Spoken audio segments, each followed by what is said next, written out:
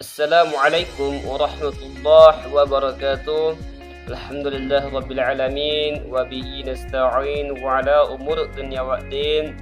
Asyhadu an la ilaha illallah wahdahu la syarika lah wa asyhadu anna Muhammadan abduhu wa rasuluh. Allahumma salli ala sayyidina Muhammad wa ala alihi sayyidina Muhammad. Baiklah, untuk mengawali diskusi kita pada kesempatan yang berbahagia ini, mari sama-sama kita awali dengan ucapan basmalah, Bismillahirrahmanirrahim, agar nantinya diskusi kita ini mendapatkan ridho dan barokah dari Allah Subhanahu wa Ta'ala.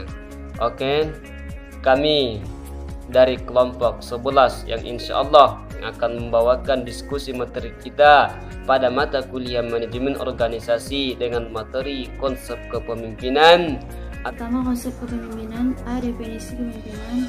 B. Implikasi kepemimpinan sebagai proses pengarahan dan pengaruh aktivitas-aktivitas yang ada hubungannya dengan pekerjaan para anggota kelompok. 1. Kepemimpinan itu melibatkan orang lain, baik itu bawahan maupun pengikut. 2. Kepemimpinan melibatkan pendistribusian kekuasaan antara pemimpin dan anggota kelompok secara seimbang, karena anggota kelompok bukanlah tanpa daya. 3. Adanya kemampuan untuk menggunakan bentuk kekuasaan yang berbeda untuk mempengaruhi tingkah laku pengikutnya melalui berbagai cara. Pembahasan selanjutnya yaitu mengenai hakikat kepemimpinan. Nah, di dalam hakikat kepemimpinan ini ada 5 poin utama. Poin yang pertama yaitu proses mempengaruhi atau memberi contoh yang dilakukan oleh para pemimpin teruntuk kepada anggotanya dalam mencapai tujuan bersama. Poin yang kedua yaitu seni mempengaruhi dan mengarahkan orang dengan cara kepatuhan, kepercayaan, kehormatan, serta kerjasama yang bersemangat dalam mencapai tujuan organisasi.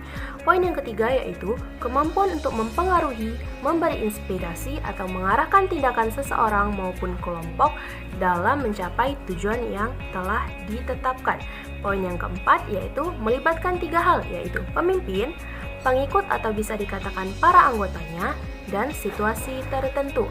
Dan poin yang terakhir yaitu kemampuan untuk mempengaruhi suatu kelompok untuk mencapai tujuan organisasi yang telah ditetapkan.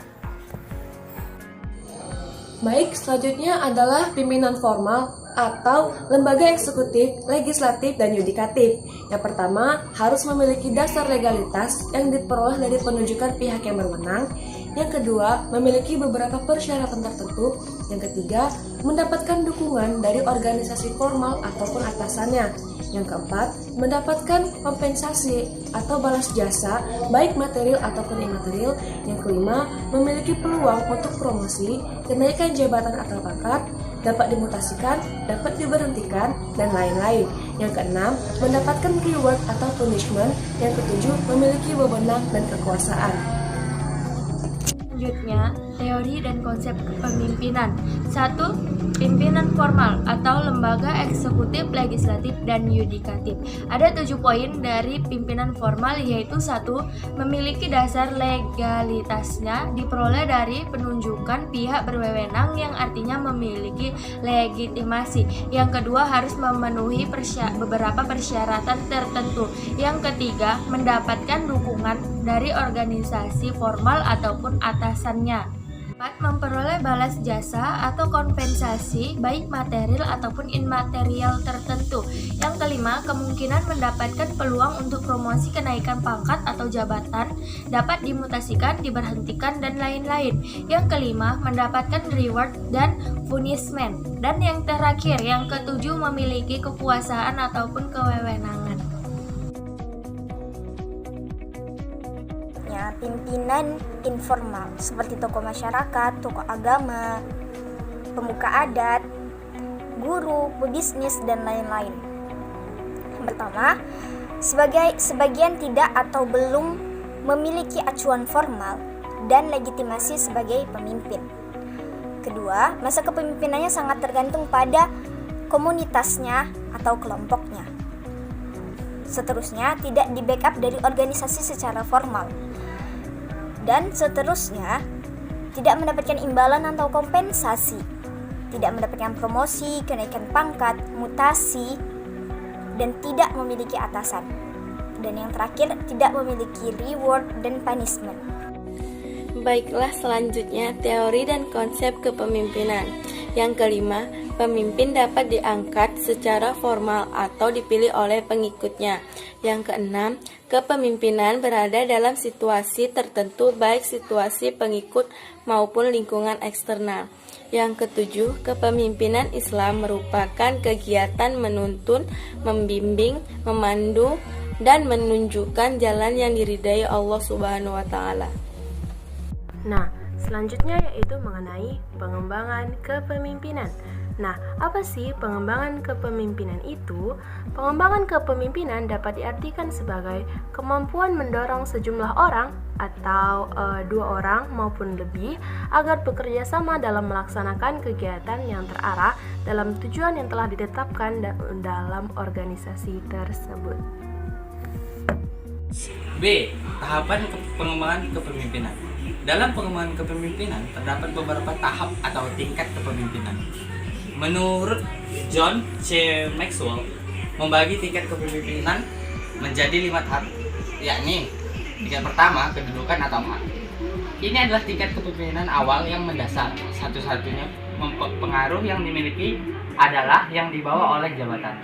Orang yang berada pada tingkat ini memasuki peta hak wilayah, protokol, tradisi, organisasi, dan mungkin dia punya wewenang. Tetapi kepemimpinan yang sesungguhnya lebih dari hanya memiliki wewenang.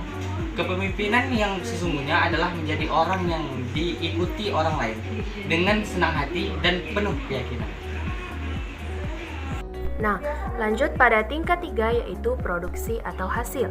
Pada tingkat ini segala hal yang baik mulai terjadi, keuntungan meningkat, moral pun jadi meninggi, lalu kebutuhan terpenuhi dan tujuan direalisasi. Lalu poin B yaitu disinilah sukses dirasakan oleh kebanyakan para anggota dalam organisasi tersebut, dan pemimpin itu mempengaruhi orang lain dan itu bersifat menyenangkan. Lalu masalah terpecahkan dengan usaha minimum karena adanya momentum. Lalu mengenai tingkat 4 yaitu tentang pengembangan manusia atau reproduksi. Pada tingkat ini pertumbuhan jangka panjang itu terjadi. Nah, di tingkat ini komitmen untuk mengembangkan pemimpin akan memastikan pertumbuhan yang terus berlangsung bagi organisasi dan orang tersebut. Lalu tanggung jawab utama seorang pemimpin itu adalah mengembangkan orang lain untuk melakukan pekerjaan tersebut. Lalu orang-orang mengikuti karena apa yang ada dalam diri pemimpin dan apa yang pemimpin mereka lakukan bagi mereka itu merupakan suatu contoh yang layaknya diikuti. Lalu pada tingkat 5 yaitu kemampuan menguasai pribadi atau rasa hormat. Nah, kita di dalam organisasi kita harus mempunyai rasa hormat kepada siapapun itu, baik kepada karyawan sendiri ataupun pada sesama anggota. Nah, pada tingkat ini orang mengikuti karena siapapun di dalam diri pemimpin dan apa yang pemimpin wakili. Lalu pada tingkat ini dicadangkan bagi pemimpin yang telah melewatkan waktu bertahun untuk menumbuhkan orang lain atau organisasi, dan di dalam ini pula hanya sedikit yang berhasil. Kenapa? Alhamdulillah Rabbil Alamin. Telah sama-sama kita perdengarkan materi dan pembahasan kita pada kesempatan yang berbahagia ini yang telah disampaikan oleh rekan-rekan kami dari pemateri pertama sampai ke pemateri 9. Mudah-mudahan dengan materi yang telah kami sampaikan dapat menambah wawasan kita dan dapat menambah ilmu kita terkhusus di mata kuliah manajemen organisasi ini.